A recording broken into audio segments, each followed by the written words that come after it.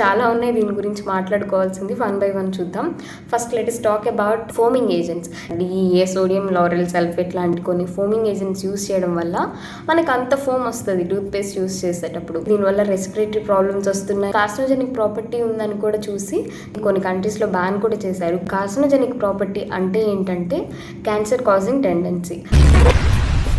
ఏమిటండి మీరు మాట్లాడేది? కానీ మనం మాత్రం ఏ థాట్లో ఉంటామంటే ఫోమ్ లేకపోతే సరిగా క్లీన్ అవ్వలేదా అనే ఒక థాట్లో ఉండి ఫోమ్ కోసం ఇంత పేస్ట్ రోజు యూస్ చేస్తూ ఉంటాం. Sweetening agents, artificial sweetening agents కొన్ని యూస్ చేస్తారు. ఆస్పర్టెన్, సార్బిటాల్, సాకరిన్ ఇలాంటి కొన్ని ఆర్టిఫిషియల్ స్వీట్నింగ్ ఏజెంట్స్ యూస్ చేస్తారు. ఆస్పర్టెన్ తీసుకుంటే దీనికి కూడా కార్సినోజెనిక్ టెండెన్సీ చాలా ఉంటుంది. అల్జీమర్స్ కాజ్ చేసే టెండెన్సీ కూడా ఉందంట. కలరింగ్ ఏజెంట్స్, ఒక్కో టూత్ పేస్ట్ ఒక్కో కలర్, ఒకటి రెడ్, ఒకటి బ్లూ, ఇంకొకటి వైట్, ఇలా రకరకాల కలర్స్ తో టూత్ పేస్ట్లు వచ్చేస్తున్నాయి. ఈ ఆర్టిఫిషియల్ కలరింగ్ ఏజెంట్స్ ని మనం ప్రొలాంగ్ గా యూస్ చేయడం వల్ల హైపర్ ఎసిడిటీ మనలో డెవలప్ అవుతుందని చాలా రిపోర్ట్స్ ఉన్నాయి. కాబట్టి మీలో ఎవరికన్నా ఈ టూత్ పేస్ట్ ఆల్టర్నేటివ్ తెలుసుంటే కామెంట్ బాక్స్ లో చెప్పండి. నేను నాకు తెలిసిన ఆల్టర్నేటివ్ నెక్స్ట్ వీడియోలో పోస్ట్ చేస్తాను.